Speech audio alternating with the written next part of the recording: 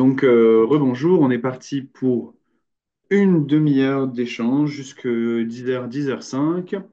Vous pouvez dès maintenant noter votre nom ou vos questions ou votre lieu de résidence dans le chat pour qu'on ait un peu un tour d'horizon des sujets et des personnes présentes. Merci beaucoup. C'est la dernière matinale de cette semaine. Donc, pour celles et ceux qui nous ont suivis toute la semaine, merci.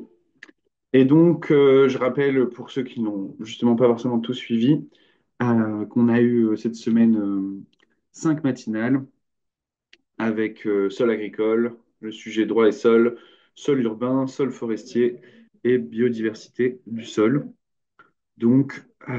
Des sujets variés sur lesquels on reviendra le 16 décembre avec la publication de nos plaidoyers et d'un dossier plus large avec les extraits aussi de l'enregistrement de ces matinales. Mais concentrons-nous sur le sujet de ce matin, donc biodiversité du sol, avec connaître, étudier, identifier pour protéger. On peut aller dans le détail de ce que ça implique, même si aujourd'hui ce sera qu'une présentation un peu succincte de nos propositions. Donc, avec en premier lieu juste un rappel de la démarche pour des sols vivants en région Provence-Alpes d'Azur pour que vous puissiez aussi peut-être nous suivre dans le futur. Un premier point avec élargir la protection de la flore et de la faune du sol. On a choisi de travailler sur ces deux sujets parce que les dynamiques et les enjeux ne sont pas forcément exactement les mêmes. Il y aura des petites nuances, même si on traite la biodiversité dans son ensemble. Aujourd'hui, pour répondre aux questions et rebondir un peu sur les contenus que nous présentons, nous aurons donc notre invité Yvan Klapoviec de l'INRAE d'Avignon. Et, euh, on est parti pour un quart d'heure, 20 minutes de présentation. Et ensuite, on répondra aux différentes questions. N'hésitez pas à les poser dès maintenant dans le chat. Rapidement, le projet Sol Vivant, c'est un projet soutenu par l'ADEME régional pour 3 ans, avec 5 sites d'études et un site internet pour dessolvivants.fr que je vous invite à visiter. Et on a réalisé de nombreux contenus pédagogiques, des ateliers de sensibilisation publique et experts, et des moments de mise en dialogue, comme vous l'avez aujourd'hui. Pour le site, on aura la butinerie des Alpes de Haute-Provence qui nous accueillera pour justement ces ateliers sur le terrain, pour découvrir le site de la butinerie avec cette thématique de la biodiversité du sol. Et ce sera en avril prochain. Donc voici pour le cadre du sujet et de notre positionnement sur ce thème. Et donc je rentre direct plutôt dans le vif du sujet de la matinée avec l'enjeu flore. Donc on sait que l'ordre des champignons et des bactéries ne sont pas forcément liés au sujet flore, mais c'est parce qu'on considérait que les interactions entre ces différents ordres étaient pertinentes et étaient plutôt dans une composante flore à distinguer de faune qu'on fera juste après. Et donc, vous voyez ces 4 points: cadre réglementaire, recherche universitaire et formation, atténuation et adaptation au changement climatique et pratiques agricoles de gestion. C'est la forme de travail qu'on a gardée pour proposer un plaidoyer pour une plus juste prise en compte de la faune et de la flore du sol dans la réglementation, mais aussi justement dans la recherche et les enjeux qu'on aura à venir avec le changement climatique. Donc sur la flore du sol, ce qu'on porte sur un cadre réglementaire, au-delà d'une protection et d'une inscription justement à l'inventaire du patrimoine naturel pour protection de certaines espèces qu'on verra juste après, on considère aussi qu'il faut préserver la couverture de sol et justement éviter le maximum les perturbations.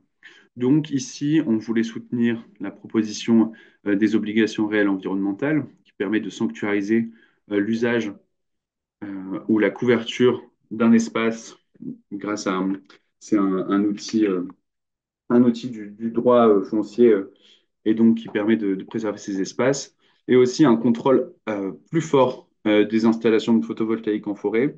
Aujourd'hui, on pense que la composante sol, dans les études d'impact, et évidemment, on considère que les impacts du PV en forêt sont indéniables, mais les études d'impact qui le couvrent et qui l'encadrent ne sont pas suffisantes sur le volet flore du sol. Ensuite, sur la recherche universitaire et la formation, c'est une dynamique qu'on ne détaillera pas aujourd'hui, qui se ressemble pour les deux sujets et que peut-être Yvan pourra éclairer plus particulièrement ou d'autres participants, participantes que j'ai vu se connecter. C'est aussi de soutenir une vraie filière de recherche propre à l'arc méditerranéen. On retrouve des enjeux particuliers dans nos territoires et avec justement un certain nombre d'espèces qui sont aussi particulières à ce territoire, qui fait le lien avec le deuxième point qui est aussi les enjeux d'adaptation au changement climatique qui sont particuliers sur notre territoire avec l'augmentation des épisodes de sécheresse et aussi parfois un cumul, un cumul des impacts qui sont importants. Et sur le quatrième point, et justement ça fait un peu le lien avec pourquoi on intègre bactéries et champignons dans ce volet-là, c'est parce que on est quand même au cœur avec les bactéries et les champignons, la symbiose entre avec la flore pour la dégradation des polluants et autres, et pour la structuration de nos sols. Les champignons, justement, permettent, permettent l'alimentation en nutriments de nombre de plantes, et donc ici, le lien avec l'apport en matière organique et le fait de ne pas être dans des pratiques agricoles impactantes, avec par exemple du herçage ou du labour, qui vient limiter ces symbioses et ces connexions qui peuvent être faites par les champignons du sol. On voulait illustrer, au-delà de juste ces propositions qui parfois justement sont des grandes lignes et qu'on détaillera dans le plaidoyer à l'écrit, on voulait vous donner une illustration avec des plantes particulières à notre milieu méditerranéen, avec justement la fragilité et la beauté des orchidées méditerranéennes. Ici, vous avez sur votre droite justement une orchidée méditerranéenne qu'on retrouve dans des espaces ouverts, plutôt là, une photo justement sur le territoire du Mercantour, et donc qui prospère dans des habitats peu compétitifs, c'est-à-dire plutôt ouverts, comme je disais, en symbiose avec des champignons, une obligation de symbiose avec des champignons, et surtout, pour la majorité des orchidées méditerranéennes qu'on cite, il y a une relation forte avec des insectes pollinisateurs, qu'on verra juste après les enjeux pour justement le cycle de vie de ces espèces pollinisatrices, et donc qui ont souvent des liens avec ces insectes pollinisateurs par des leurres, des visuels olfactifs pour attirer ces insectes qui permettent la reproduction de ces espèces. Ensuite, ce qui est très important aussi pour le cycle de vie, enfin, le développement de ces orchidées, c'est qu'elles ont une faible diffusion de leurs graines et donc il leur faut une faible perturbation du sol et de leurs champignons symbiotiques pour se développer, donc un équilibre extrêmement fragile, alors qu'elles sont, pour la majorité d'entre elles, des plantes bio-indicatrices d'un environnement sain et peu pollué. Donc ici aussi un enjeu particulier de les préserver.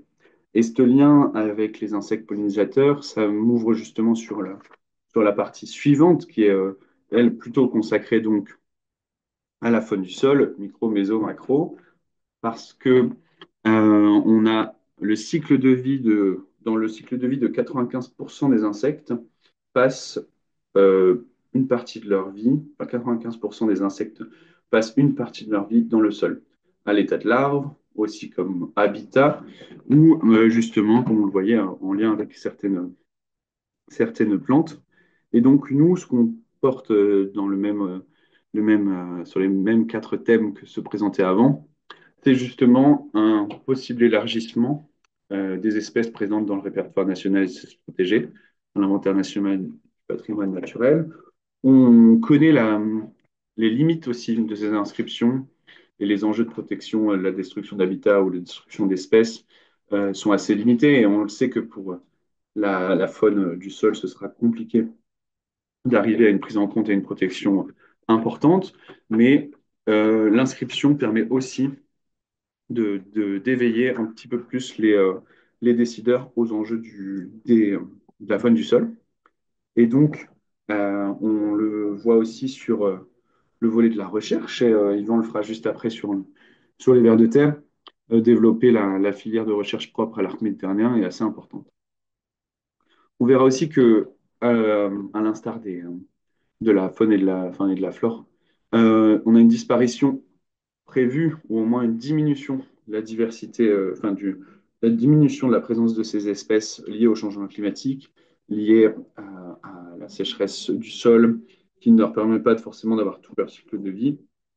Et, euh, et donc ici, on va être plus dans notre soutien à des pratiques agricoles et de gestion plus durables sur vraiment un objectif de travail avec le volet agricole qui justement est celui qui peut avoir le plus d'impact sur cette faune du sol, à l'inverse de notre volet plutôt flore, qui là correspondait plus à une préservation des espaces naturels et à la limitation des impacts, comme on le disait tout à l'heure, avec le PV, le photovoltaïque au sol sur les espaces de forêt. Donc même si on, on, on essaie de le présenter ce matin, il y a des symbioses évidentes entre les différentes espèces floristiques ou faunistiques, les impacts des pratiques humaines sur sur ces deux ordres a justement une différence entre les espaces naturels et les espaces agricoles et les usages que l'humain en fait.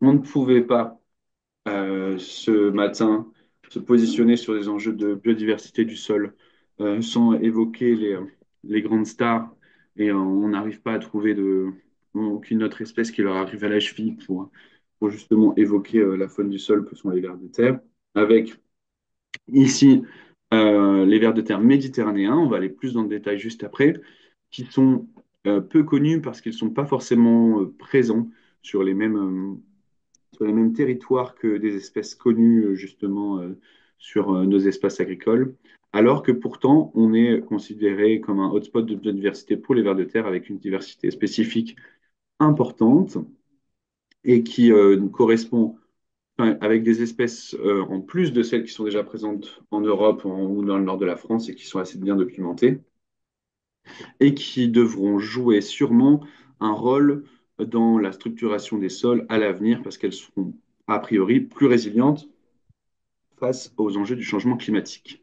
Mais pour détailler plus ce sujet-là, je propose de passer la parole à Ivan Kapoviec qui pourra se présenter et rebondir dessus. Et vous pouvez dès maintenant poser vos questions dans le chat pour que je puisse ensuite les lui relayer. Merci. À toi, Yvan. Merci Paul. Oui, bonjour à tous. Moi, je suis chercheur à l'INRAE d'Avignon et donc je m'intéresse maintenant depuis longtemps aux vers de terre. Et donc les choses qu'on peut dire sur les particularités des vers de terre en milieu méditerranéen, c'est une chose un peu évidente pour tout le monde, c'est que les vers sont très dépendants de l'humidité du sol. Donc bien sûr, comme ils sont inactifs en été, c'est pas les changements climatiques estivaux qui vont les impacter, mais c'est plutôt ce qu'on commence à observer maintenant, des sécheresses hivernales. Et donc, on observe, nous, à l'échelle du Vaucluse, et on commence à regarder un peu autour du Vaucluse, vous avez des espèces, on va dire, cosmopolites qu'on trouve dans toute la France qui commencent à disparaître de cette région, tout simplement parce que la durée d'humectation des sols en hiver, quand les vers sont actifs, se réduit drastiquement. Donc, on va parler de disparition. Alors, ce ne sont pas des espèces très rares, mais c'est un peu le paradoxe pour les vers de terre. On va avoir un espèce de remplacement de ces espèces cosmopolites par des espèces typiquement méditerranéennes. Donc là, les enjeux, ils sont de différentes natures, hein. La première chose, c'est qu'on les connaît très mal, hein, ces espèces méditerranéennes. Juste pour l'anecdote, on a découvert il y a encore 2 ans une espèce nouvelle pour le monde de vers de terre dans le Luberon. Donc, et pas en faisant des recherches très très exhaustives, hein. On est un peu tombé dessus par hasard. Il y a sûrement plein d'autres espèces typiquement méditerranéennes à découvrir. Donc on connaît mal leur écologie. Donc il faudrait déjà pouvoir investir en termes de recherche sur une espèce de cartographie, pour savoir où elles sont présentes, de quoi elles ont besoin. Est-ce qu'elles vont effectivement remplacer d'autres espèces qui disparaissent? Et ça a des implications pour la vie humaine, la production agricole, hein. Moi, je suis quand même chercheur INRAE. Qu'est-ce que ça va changer pour la fertilité des sols? Parce que si on connaît bien, enfin, tout le monde connaît le ver de terre, mais tout le monde connaît l'Ombricus terrestris, hein, une espèce emblématique. Probablement qu'elle ne va pas rester très très longtemps dans la zone méditerranéenne. Elle va être remplacée par d'autres vers, probablement des vers géants, hein, comme les sclérothèques, que sûrement certains d'entre vous connaissent, qui sont inféodés au sud de la France. Mais est-ce que ça aura le même impact sur la structure du sol? Est-ce que ça aura le même impact sur l'enfouissement de la matière organique, hein, qui a un rôle important effectivement des vers? Et puis après, on va avoir aussi des effets retour sur le changement climatique, hein. Des grandes galeries très verticales, très profondes, ça peut aussi avoir un impact sur l'infiltration et donc limiter l'érosion. Pour revenir sur une anecdote de Marcel Boucher, lui, il était vraiment les inondations qui sont régulières autour de Nîmes sont en partie dues, attention, hein, je ne dis pas uniquement dues, à l'éradication des vers géants dans les sols viticoles autour de Nîmes, qui font que ça accélère le ruissellement. Voilà, donc ça c'est juste un exemple de l'interaction entre vie du sol et atténuation des effets du changement climatique. Et donc cette thématique, elle ne fait que démarrer, hein. Comme je vous le dis, on connaît mal les espèces présentes, on connaît mal leur écologie et on connaît mal les conséquences que ça aura pour la fertilité des sols. Oui, merci, merci de ce détail, Yvan. Et justement, je rebondis un petit peu avec les premières questions dans le chat. N'hésitez pas à en reposer si vous avez besoin d'autres précisions. Et justement, avec une question de Véronique sur est-ce qu'on connaît les impacts du parc photovoltaïque au sol en forêt ou autre, surtout sur l'élévation de la température. Est-ce que vous avez déjà eu des études ou des retours d'études sur ce sujet-là, Yvan? Alors moi, j'ai pas travaillé directement sur ce type de sujet, mais j'ai des collègues de l'Université d'Avignon qui le font, hein. Effectivement, il y a un effet microclimatique qui peut être positif l'été pour une certaine partie de la faune du sol, hein. Un effet d'ombrage, tout simplement. Mais il y a aussi une modification du couvert végétal qui, elle, peut avoir un autre effet sur la faune du sol. Donc c'est un peu complexe. Les études, elles débutent. Pour l'instant, il n'y a pas d'inquiétude majeure, mais il faut quand même continuer à financer ce type d'études, ce que fait l'ADEME, hein. Et regarder, ça pourrait être intéressant pour certains organismes, mais surtout délétère pour d'autres, hein. Je pense aux plantes, certaines plantes. Et ce sont des études qui sont en cours. Et ah oui, est-ce qu'on a des exemples, une question de Manon, des exemples d'espèces invasives dans les sols et pas forcément sur les vers de terre ou sur les vers de terre, mais est-ce que c'est vrai qu'on l'a pas forcément cité des exemples d'espèces invasives dans les sols particulièrement. Alors c'est compliqué de parler d'espèces invasives, il y a plusieurs stades, hein. Bien Nous, sûr. alors c'est très connu aux États-Unis parce que les espèces de vers de terre européennes sont arrivées au nord des États-Unis, ont provoqué des petites catastrophes parce que c'était des sols où il n'y avait pas de vers de terre, hein. Et donc Mhm. ça a tout changé en termes de litière. Ici, plutôt dans la zone méditerranéenne, on a un ver qu'on dit parfois invasif, hein, c'est Microscolex dubius, que Marcel Boucher avait trouvé qu'autour de Nice il y a 50 ans et que moi et des collègues on retrouve maintenant régulièrement autour d'Avignon.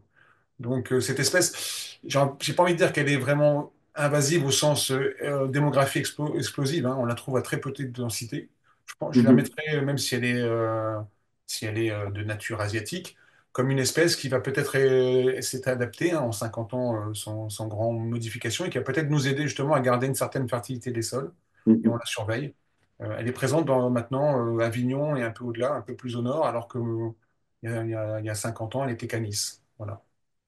Et tu me le disais quand on échangeait un peu en amont de cette réunion, c'est aussi des espèces qui ont un déplacement assez lent, même dans le sol, mais aussi que même leur transport par X ou X moyen est assez lent. Donc, dans tous les cas, c'est pas les mêmes dynamiques temporelles que pour d'autres espèces d'insectes ou de.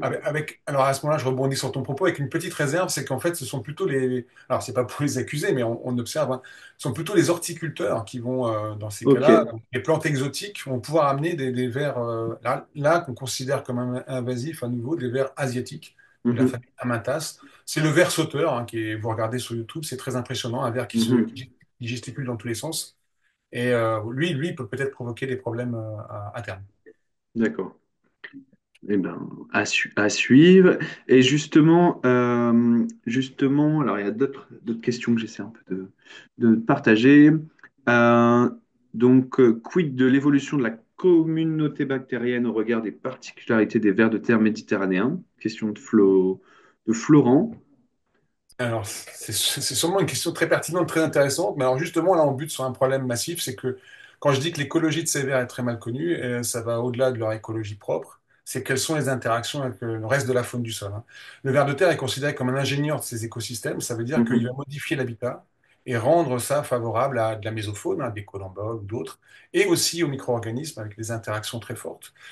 C'est sûr qu'il y aura des conséquences parce que ce sont quand même des vers de terre qui vont consommer des plantes méditerranéennes, hein, qui sont plutôt Mhm. sclérophytes. Et c'est pas du tout les mêmes micro-organismes du sol qu'on peut attendre. Mhm. Donc voilà, plutôt en lien avec les différents, l'équilibre de l'ensemble de cette faune du sol. Après, on a eu deux réactions sur le point de tout à l'heure qui était justement le déboisement en forêt va évidemment créer des îlots de chaleur et puis aussi une mise à nu du sol forestier. Donc ça, on le sait, on en a un peu discuté hier sur la thématique forêt les impacts sur la faune du sol sont indéniables. Et aussi une réaction de Julien qui nous dit qu'un parc en forêt qui défriche la forêt revient à ne plus être en forêt. Et c'est vrai que c'est un constat et un postulat qui est assez juste, on le sait. Alors, une question de Michel. Y a-t-il des initiatives prévues pour diffuser ces connaissances et les bonnes pratiques qui ont pu être identifiées à destination donc, des syndicats agricoles et des propriétaires publics et privés de la forêt de la région?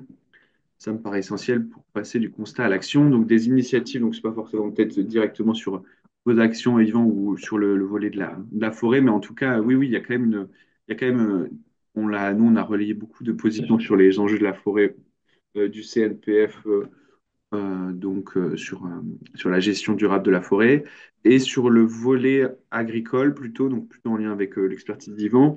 Aujourd'hui, on va avoir peut-être une thématique assez importante qui va être le développement de l'agrivoltaïsme et, euh, et du lien entre les pratiques agrivoltaïques et la faune du sol. Est-ce que c'est un sujet que vous abordez en ce moment, l'INRAE, Yvan? Alors, comme je l'ai dit, c'est plutôt la fac d'Avignon qui travaille sur ce sujet. Plutôt dans les... Alors, tout à l'heure, j'ai fait des remarques qui s'appliquaient à du photovoltaïque qu'on met dans des zones friches agricoles, hein. Je parlais pas des Mhm. plantes, hein. C'est ça la Voilà. différence. Pour les relations avec les producteurs ou les syndicats, faut être clair. Je pense que chez les producteurs, on a bien la notion que le sol, c'est quelque chose à protéger, hein. Et la fertilité des sols, ça parle à tout le monde, hein. Donc, c'est très clair que pour les viticulteurs en particulier, hein, la notion de terroir, c'est pas complètement, ça renvoie à quelque chose de précis. Eux s'intéressent de très près aux travaux qu'on peut avoir. Et alors, c'est pas encore traduit en effet pratique, mais moi je vais beaucoup voir les producteurs. On parle des pratiques alternatives, hein. Faut labourer le moins possible, ou le moins fréquemment quand on peut, et pour favoriser ces organismes. Il y a aussi l'autre côté, il y aura sûrement, on a des travaux sur est-ce qu'on peut établir des espèces de liste rouge pour les vers. Et paradoxalement, l'agriculture pourrait être un allié puisque ces espèces pourraient être maintenues dans nos systèmes par l'irrigation qui soit raisonnée et intelligente, hein. Il ne faudrait pas avoir une confrontation trop forte entre agriculture et écologie, en tout cas en ce qui concerne les vers de terre. Mhm. Oui, ça, on essaiera de le détailler dans le plaidoyer. C'est un des postulats et qu'on on avait changé sur ça. Donc, on l'aura en détail à l'écrit. Ces enjeux aussi justement des liens entre biodiversité et pratiques agricoles. Sur le volet juste rebondir sur l'agrivoltaïsme, nous aussi on a un gros plaidoyer qui ne correspond pas forcément à l'enjeu du sol, mais qui essaie de se positionner sur quelles sont les mesures de suivi et les critères retenus pour les suivis qui seront faits sur les parcelles couvertes par de l'agrivoltaïsme qui ne correspond pas au photovoltaïque au sol dont on parlait tout à l'heure, donc en forêt ou sur friche agricole. Il y a un besoin de maintenir la fertilité agronomique de ces sols, c'est une obligation, et donc on est encore assez aux prémices de vraiment comprendre et être certain de l'impact ou non de ce couvert sur la biodiversité du sol. Il y en aura un, mais dans quelle mesure, positif ou négatif, ça dépend aussi des sites. Deux dernières questions. Une question de Dominique qui s'adresse plutôt à toi. Donc, comment voyez-vous l'évolution de la prise en compte du sol dans le secteur de la recherche? Est-ce que, voilà, historiquement, sur ces derniers temps, tu as vu une évolution ou tu prévois une évolution? Oui, oui, il y a une évolution qui est très nette, hein. Alors, on peut parler de textes européens, mais même en termes de pratiques élémentaires, il y a des choses qu'il ne faut pas oublier, hein. Si on parle de sol agricole, la fertilisation, c'est une composante importante. On le sait ou on ne le sait pas, mais à l'échelle de peut-être 30, 50 ans, tout ce qui est engrais phosphaté, ça risque de devenir très difficile à trouver. Et donc, il va falloir plutôt utiliser le phosphore naturellement disponible dans les sols plutôt que de rajouter des engrais. Il va falloir utiliser aussi les composts ou les déchets verts. Et là, il va falloir compter sur des acteurs importants qui sont toute la faune du sol, hein, les vers de terre, mais pas que, hein, pour aller débobiner ce phosphore, débobiner cette matière organique et la rendre disponible pour les plantes. Donc, Mhm. c'est vrai dans les sols agricoles, mais de toute façon, ce rôle de fertilité, il sera aussi vrai dans les zones non agricoles. Mhm. Et justement, oui, ça, ça fait le lien avec un postulat plus agricole qu'on a, qui est aussi justement un petit peu, pour reprendre des termes qui sont parfois débattus, mais un peu les services écosystémiques de la faune du sol, notamment en milieu agricole. Et peut-être une dernière question sur la question, donc, bon, nous et 30, donc je sais pas de qui il s'agit, mais quel est l'impact ou l'évaluation de l'impact des canicules sur la biomasse microbienne avec minéralisation? Est-ce que ça t'évoque quelque chose? Alors, non, parce que je suis pas un spécialiste de la microfaune ou flore du sol. C'est clair que pour les micro-organismes du sol, il y a l'effet d'humidité, comme pour les vers, mais il y a aussi l'effet température, en effet, hein. Là, si on parle canicule, on va parler de température. Les températures qu'on peut relever au sol dans nos régions en été sont, sont vraiment très très fortes. Après, voilà, c'est surtout parce que si ces micro-organismes sont à la surface du sol, ils sont en première ligne. Faut pas oublier que le sol, c'est un pouvoir tampon qui est pas nul. Et donc, il y a probablement des recolonisations par des organismes qui seront un peu plus profondément. Ça Mhm, peut pas se faire par eux-mêmes quand on parle de micro-organismes du sol, mais il faut pas oublier que les vers, les collemboles, toute la vie du sol, il y a aussi du transport, hein, et donc de mhm, la recolonisation d'espaces qui auraient été trop impactés par les canicules en surface du sol. mhm. C'est un écosystème complexe avec beaucoup d'interactions, donc c'est très difficile de raisonner composante par composante. Mais oui, justement, il y a une réaction de Jean-Claude Lacassin que je remercie chaleureusement pour l'écriture avec moi un peu du contenu du plaidoyer qui sortira et pour son accompagnement dans le projet et qui répondait sur ce sujet-là, justement. Donc, l'activité microbiologique dans les sols s'arrête en période sèche, donc des longues périodes sèches bloquent temporairement la minéralisation du carbone organique et pénalisera l'alimentation en eau des végétaux par les champignons symbiotiques. Et ça, justement, c'est un des enjeux qu'on essaie de mettre en avant dans le plaidoyer et qui résume au moins une partie de nos propositions et de ce que tu as pu partager, Yvan, c'est que les effets du changement climatique et enfin, le renforcement des caractéristiques du climat méditerranéen plutôt dans notre région euh, va amener à des modifications substantielles, mais qui, sur les enjeux de la faune, de la biodiversité du sol, ne sont pas forcément tout le temps si négatives. Comme tu disais, on va avoir des modifications et pour l'instant, on verra dans quelle mesure elles sont positives ou négatives. Et peut-être une dernière question, une réaction de Florent sur les colamboles semblent peut-être les oubliés des sols méditerranéens secs.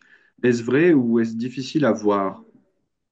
Alors, moi, je ne suis pas spécialiste des colomboles, mais il y a une très très jolie équipe à l'Université de Marseille qui travaille sur ces questions-là en milieu forestier, hein. Mhm. Donc Mathieu Santonja, par exemple, lui travaille beaucoup sur les colomboles. Donc, à mon avis, ils sont mieux connus qu'on ne le pense. D'accord. Bah, justement, c'est ça. Ouais, on essaiera de les présenter ou de passer le maximum d'infos sur ça pour qu'ils soient le plus connus.